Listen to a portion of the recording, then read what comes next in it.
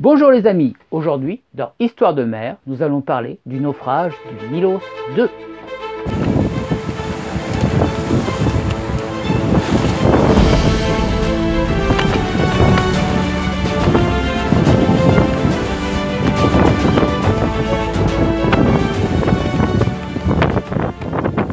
Le Milos II est un robuste voilier classique en bois de 18 mètres.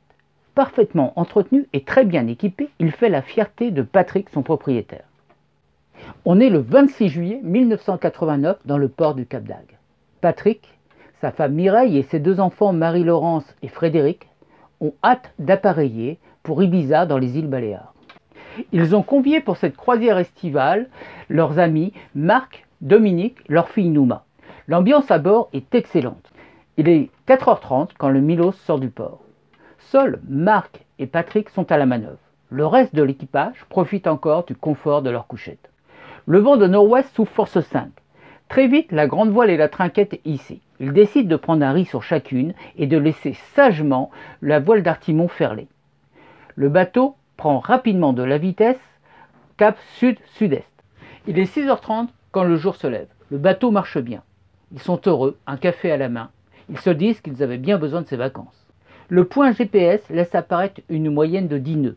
La mer est forte, mais cela ne pose aucun problème au bateau. Mais très vite, la mer forcit et des creux de 4 à 5 mètres font surfer le bateau. Le Milos monte et redescend violemment les vagues. Il est 7 heures quand un grand bruit résonne dans tout le bateau. Les deux hommes pensent à la rupture d'un haubans. Ils font le tour du pont, mais tout est en ordre. Ils inspectent alors la coque, les voiles, les mâts, mais rien. Que s'est-il passé? Marc et Patrick se regardent. Ils sont inquiets. Ce sont tous deux des marins d'expérience et ils savent que ce bruit ne présage rien de bon. Réveillé par le bruit, l'équipage apparaît sur le pont. Ils viennent se blottir dans le cockpit. Dominique apparaît sur le pont. L'air inquiète, elle signale qu'elle entend un bruit d'eau sous le plancher de sa cabine. Aussitôt, Patrick se précipite à l'intérieur. L'eau est déjà au niveau du plancher. Il sait qu'il doit démarrer le moteur, ce qui mettra la pompe mécanique en marche et rechargera les batteries en vue d'une utilisation prolongée des pompes.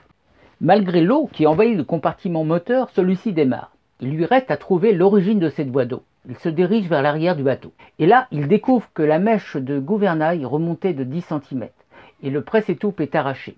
Le bateau a bien heurté quelque chose, mais quoi? Il se saisit d'un drap dans la cabine arrière pour essayer de le bourrer dans le trou béant d'où jaillit un geyser puissant. Mais peine perdue, la pression est trop forte. Il faut agir très vite et organiser une chaîne avec les seaux du bord pour maintenir le Milos à flot.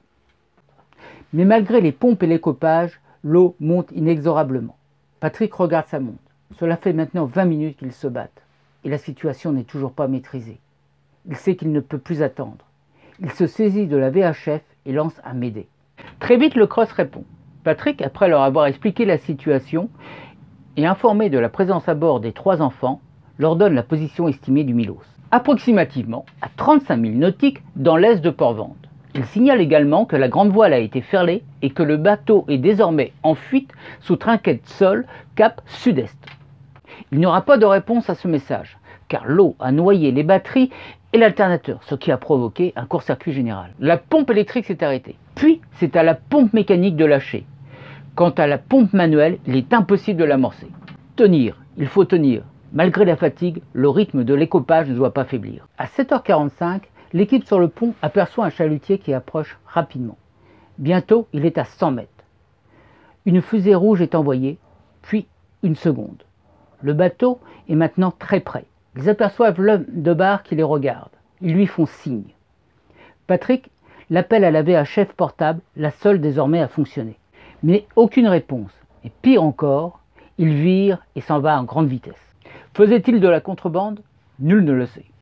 L'espoir est passé, dur à avaler. Tout le monde se remet à écoper. Il faut gagner du temps et maintenir le voilier à flot en attendant l'arrivée des secours. Les enfants sont trempés. Des larmes coulent sur leurs joues, mais ils ne disent rien. Milos est très alourdi et il est difficile de le maintenir cul aux vagues. Plusieurs fois, ils se mettent en travers et d'énormes paquets de mer le submergent. Dans la coursive, l'eau est au-dessus des chevilles.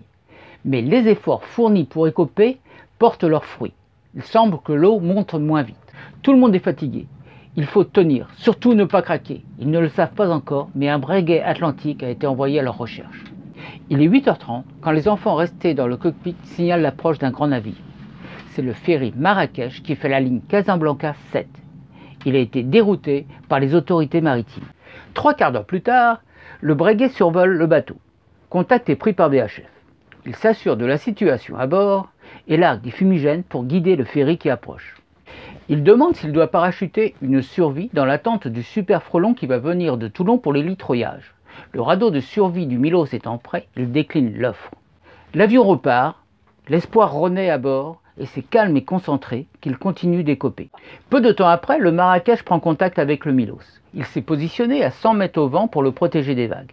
Patrick le remercie et lui demande s'il a une pompe puissante à bord pour maintenir le Milos à flot. Mais il n'en a pas. De toute façon, des creux de 4 à 5 mètres rendraient impossible l'approche du Milos. C'est à 10h20 que le Super Frelon de la Marine nationale arrive sur zone. L'état de la mer et l'amplitude des mouvements du mât de 21 mètres ne permettant pas un treuillage à partir du pont, un plongeur descend avec le câble et récupère un à un les naufragés qui se jettent à l'eau au signal des sauveteurs. Resté seul à bord, Patrick est pris d'un dilemme. Rejoindre sa famille ou tenter de sauver son bateau. Le pilote du Super Frelon lui accorde 10 minutes pour prendre une décision. Finalement, voyant l'eau monter et se rendant compte qu'il ne pourra pas seul sauver le Milos, il informe le pilote qu'il quitte le bord. Après avoir attaché la barre, il saute à l'eau. 1 heure plus tard, le Super Frelon atterrit sur la base de Saint-Mandrier, dans la rade de Toulon. Cette histoire pourrait s'arrêter là, mais non. Les formalités remplies, toute la famille trouve refuge dans la maison de l'oncle de Patrick. C'est là que le commandant de l'escadrille qui devait s'assurer que le Milos avait coulé et ne représentait plus un danger à la navigation, informe Patrick que celui-ci flotte toujours. Il se trouve à 11 milles du Cap Creux. Il dérive à 2 nœuds au 210, c'est-à-dire vers la côte. L'espoir de Patrick renaît.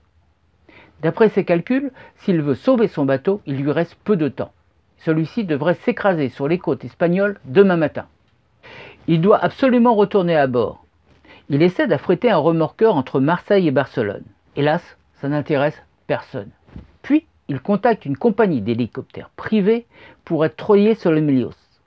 Malheureusement, c'est interdit. Ils n'ont pas le droit de prendre de risques pour sauver un bien matériel. Patrick n'a pas dormi malgré la fatigue.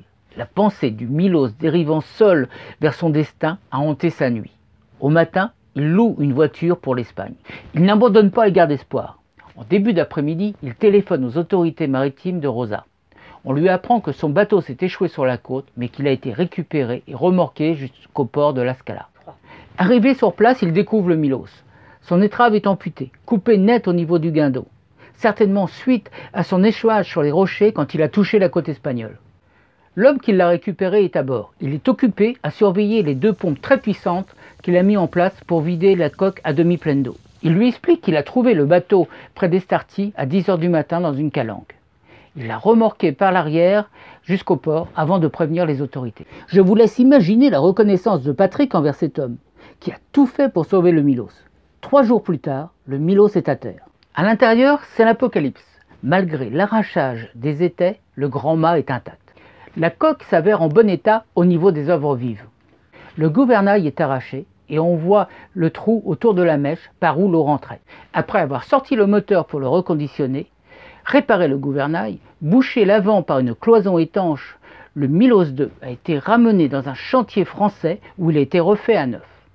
Allez les amis, il est temps de faire le bilan de cette histoire. Eh bien l'enquête a conclu que l'eau rentrée dans le bateau s'est portée vers l'avant, ce qui a permis à l'arrière de se soulever. La voie d'eau étant située à la jonction de la mèche du gouvernail avec la coque, s'est ainsi trouvée hors de l'eau, ce qui a permis au Milos de flotter jusqu'à la côte espagnole. Ensuite, quelle était la cause de l'accident? La Marine nationale a trouvé un cachalot mort de 12 mètres avec une blessure sur le sommet de la tête, dans des lieux et dans un état de décomposition compatible avec le choc du Milos. Tout laisse à penser que le cétacé dormait et qu'il n'a pas entendu le bateau qui lui sera descendu sur la tête avec ses 35 tonnes. Quelles sont les leçons à tirer de cette histoire? En dehors du fait qu'il faille laisser tranquillement dormir nos amis les cétacés, on voit une fois encore que le cross est extrêmement efficace.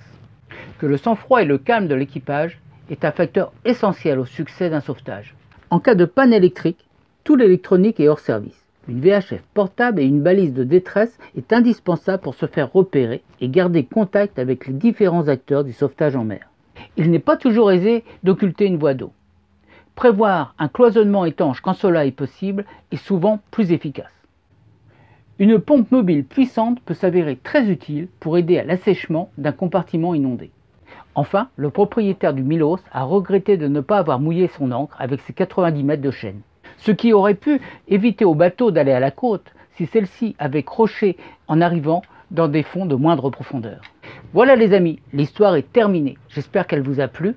Je vous dis à bientôt pour de nouvelles aventures.